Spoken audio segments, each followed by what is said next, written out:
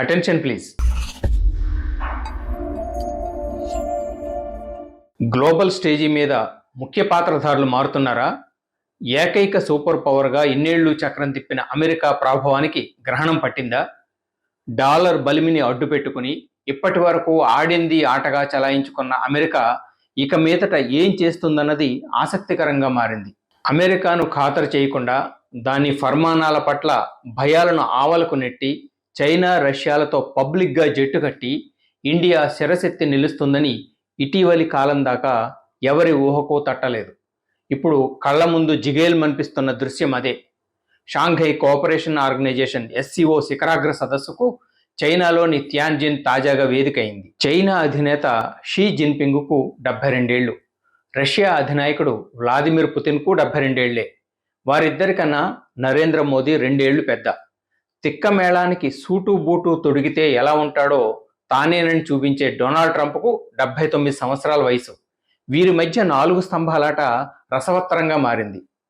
Modi, Xi Jinping, Modi, పుతిన్ల మధ్య intimate భేటీలు అడ్డు ఆపు లేకుండా చెలరేగిపోతున్న శ్వేత సౌధాధిపతి సుప్రిమసీని సవాల్ చేస్తున్నాయి.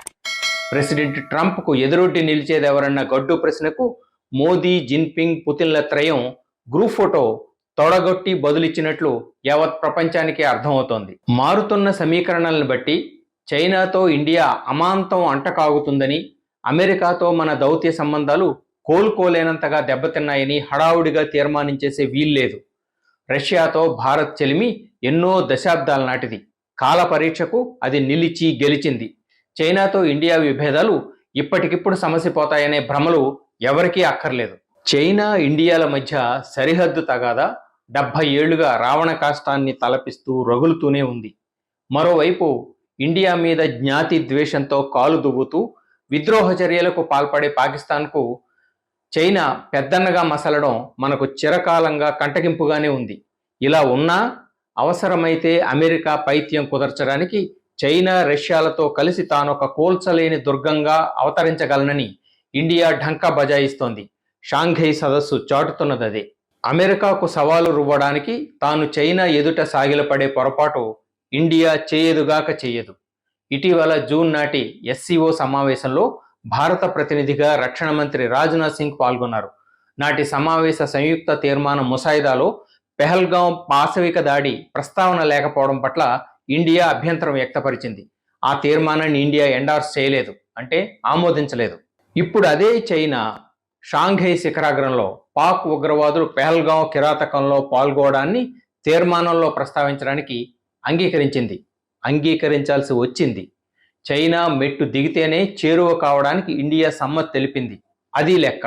అమెరికాకు వ్యతిరేకంగా జట్టు కట్టిన నేపథ్యంలో ఇండియాకు కొన్ని ఎగుమతులపై ఆంక్షల్ని చైనా సడలిస్తుందేమో చూడాలి. ఒక్కటి మాత్రం నిజం, వాణిజ్యం, ఇతరత్రా స్వీయ ప్రయోజనాలకు సంబంధించి చైనా అయినా అమెరికా అయినా సరళి ఒక్కటే. సొంత అజెండా నుంచి తగ్గవు. పరిస్థితులను బట్టి కొద్దిపాటి సర్దుబాట్లు ఉంటుంటాయి. ఇప్పుడు తాజాగా మారుతున్న సమీకరణాలు, పరిస్థితుల్లో చైనా ఏం చేస్తుందో చూడాలి.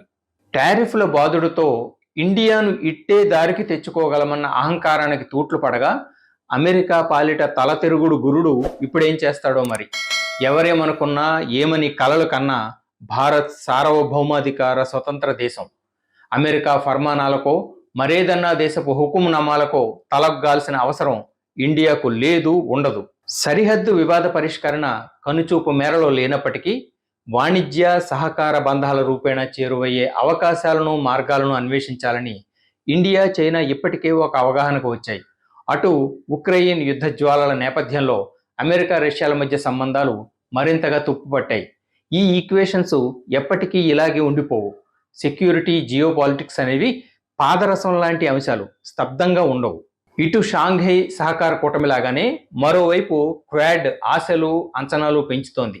క్వాడ్ అంటే ఇండియా, అమెరికా, జపాన్, ఆస్ట్రేలియాలతో కూడిన క్వాడ్రిలేటరల్ సెక్యూరిటీ కూటమి. అమెరికా దుందుడుకు చేష్టలను భరించలేక ఇండియాతో ఉన్న సాన్నిహిత్యం, సౌహార్ద బంధాల దృష్ట్యా ఆస్ట్రేలియా, జపాన్ సైతం త్రిమూర్తులతో చేరితే అమెరికా ఎన్నడూ ఊహించనైనా లేని, తట్టుకోలేని దుర్భర పరిస్థితి అది. అటువంటి దుస్థితిని, దురవస్థను అమెరికా కొని తెచ్చుకుంటే పేకలోతు ఇక్కట్లలో మునిగినట్లే. రష్యా నుంచి చమురు దిగుమతులకు సంబంధించి ఇండియాపై అమెరికా ఆంక్షల బాదుడు కడకు బీజింగ్ న్యూఢిల్లీల మధ్య యోజనాల దూరాన్ని తగ్గించింది. కొత్తగా China Russia major gas deal కుదుర్చుకున్నాయి. సైబీరియా 2 పైప్ లైన్ పై ఒడంబడికను ప్రధానంగా పుతిన్ విక్టరీగా చెబుతున్నారు. అమెరికాకి ఇది నిస్సంశయంగా కంటగింపే. ట్రంప్ దూకుడు కారణంగా వ్యూహ రచనలో అమెరికా బ్యాలెన్స్ కోల్పోయినట్లు కనిపిస్తోంది. అమెరికా అమర్యాదకర ధోరణి, మూర్ఖపు పట్టుదలే ఇండియాను చైనా రష్యాలకు చేరువ చేశాయన్న విశ్లేషణలు సత్యదూరం కావనే చెప్పాలి. రష్యా జీడిపి అంటే స్థూల దేశీయోత్పత్తి సుమారు 2 లక్షల కోట్ల డాలర్లు. ఇండియా జీడిపి అంతకు ఇంచుమించు రెండింతలు. చైనా జీడిపి ఇంచుమించు 19 లక్షల కోట్ల డాలర్లు. ఈ మూడు కలిపినా అంతకన్నా ఎక్కువగా దాదాపు 30 లక్షల కోట్ల డాలర్లు అమెరికా జీడిపి. అంతటి బలవత్తరమైన శక్తిమంతమైన ఫోర్స్ అమెరికా. అదిప్పుడు ట్రంప్ చేతిలో రాయిగా మారబట్టే దారుణ గౌరవభంగం దాపురించింది. అమెరికాను లొంగదీసే క్రమంలో ఇండియా చైనాలను పరస్పరం దగ్గర చేయాలన్నదే పుతిన్ మాస్టర్ ప్లాన్గా చెబుతున్నారు. అదే నిజమైతే చైనాను హేతుబద్ధ డిమాండ్లకు అంగీకరించేలా ఒప్పించాల్సిన నైతిక బాధ్యత పుతిన్ భుజస్కంధాలపైన ఉంటుంది. ఉక్రెయిన్ వ్యవహారంలో కర్కశంగా కఠినంగా వ్యవహరిస్తున్న వ్యక్తిలో అలాంటి సెన్సిటివిటీని ఆశించగలమా? ఆసియా ఖండంలో చైనా ఆధిపత్యానికి గండి కొట్టగల ప్రత్యామ్నాయ శక్తిగా ఇండియాను ఎన్నాళ్ళు అమెరికా చూసిందా? అదే నిజమైతే చైనాకు ఇండియాకు మధ్య దూరం తరగడం అమెరికాకు దిమ్మ తిరిగే పరిణామమే. పైపైన ఒలకబోసే ప్రేమలన్నీ ఏడవలేక నవ్వడమే. మరో అంశంతో మళ్ళీ మీ ముందుకు వస్తాను. This is Balu Ekaldevara signing off. నమస్తే.